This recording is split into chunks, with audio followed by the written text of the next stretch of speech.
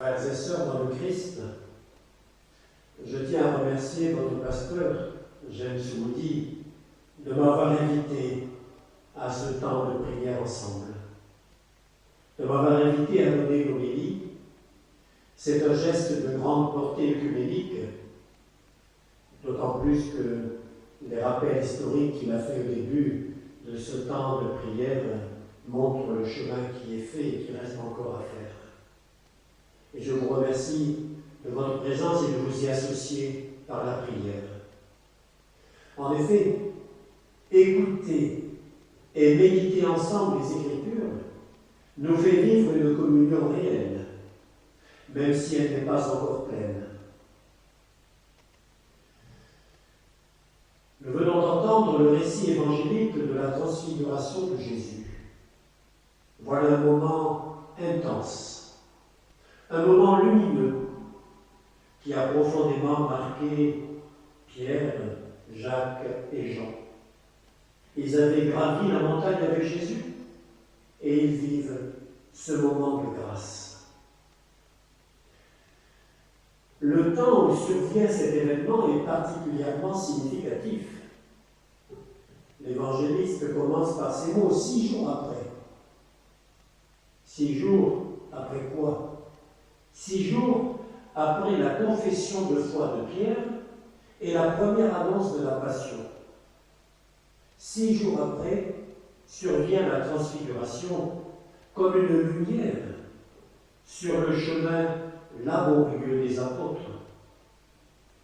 Pierre ne venait-il pas d'être traité de Satan car il refusait de suivre le chemin de Jésus vers la passion, vers la mort en croix?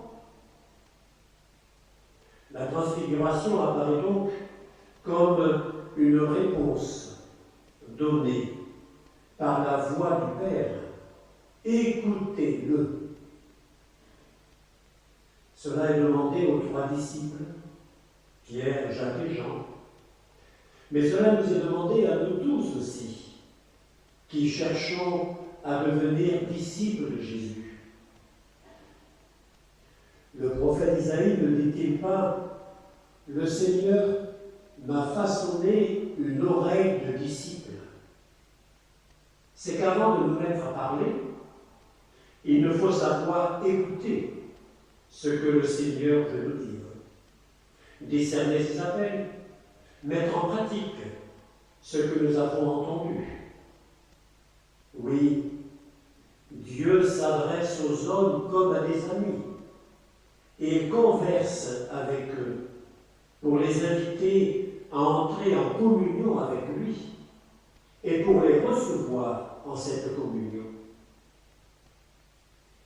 Les apôtres étaient en désarroi.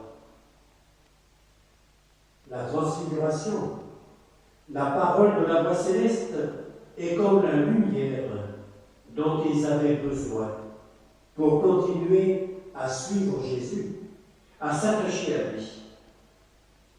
Et il en est de même pour nous tous qui voulons suivre Jésus. N'oublions pas, frères et sœurs, que la parole de Dieu, lue, méditée chaque jour, agit en nous et qu'elle nous transforme peu à peu, parfois et même souvent à notre insu. J'aurais envie de dire qu'elle nous transfigure. Elle est une parole efficace qui réalise ce qu'elle dit. Elle nous fait connaître le Christ au point qu'un auteur a pu dire « Ignorer les Écritures, c'est ignorer le Christ ». La parole de Dieu devient prière en nous et elle nous inscrit dans la longue lignée de tous ceux qui, depuis Abraham, ont écouté la parole et l'ont mise en pratique. Elle nous purifie, et tout particulièrement en ces jours de préparation aux fêtes pascales. La transfiguration de Jésus est un véritable mystère lumineux.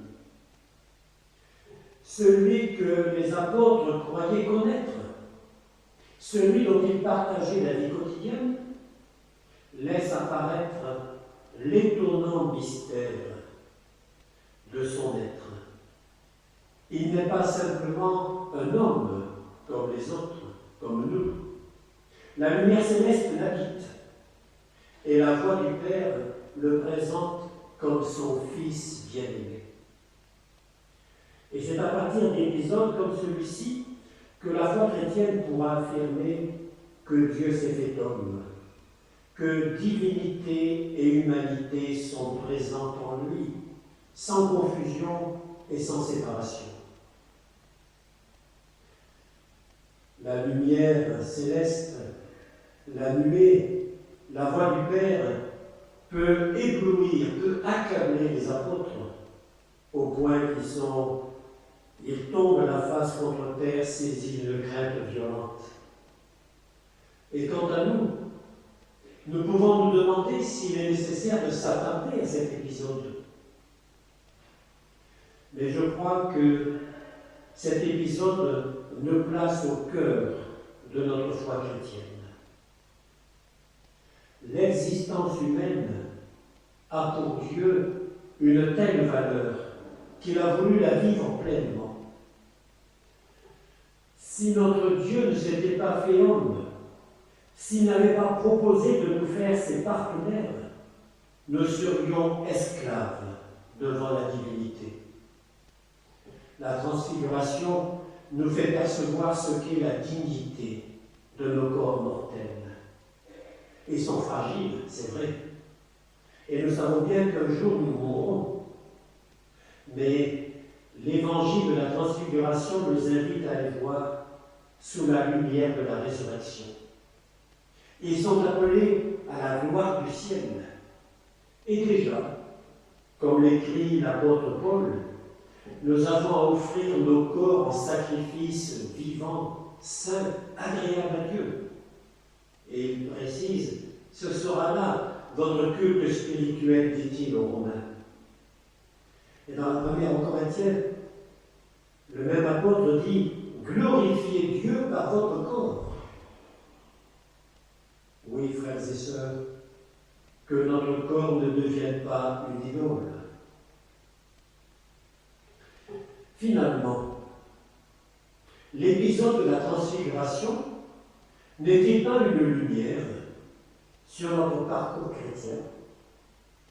Et c'est vrai pour ce temps de carême, nous voilà déjà au quart de son temps, de son parcours.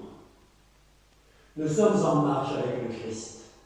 Et il s'agit pour chacun d'entre nous de le connaître, lui, et sa puissance de résurrection, avec la communion à ses souffrances. Il s'agit de devenir semblable à lui dans sa mort, afin de parvenir, s'il est possible, à la résurrection d'entre les morts. Vous avez reconnu quelques lignes de la lettre aux Philippiens. Voilà notre chemin chrétien. Et il est bon sur ce chemin, souvent difficile, d'avoir des temps de lumière et de paix, comme celui de la transfiguration. Ces temps de lumière et de paix dans lesquels nous percevons que la gloire de Dieu est à l'œuvre. Nous croyons que le Sauveur Jésus-Christ transfigurera notre corps de lumière pour le conformer à son corps de gloire, ajoute encore l'apôtre dans cette même lettre aux Philippiens. Que cette lumière, frères et sœurs, brille en nous en ce dimanche et tout au long de notre vie.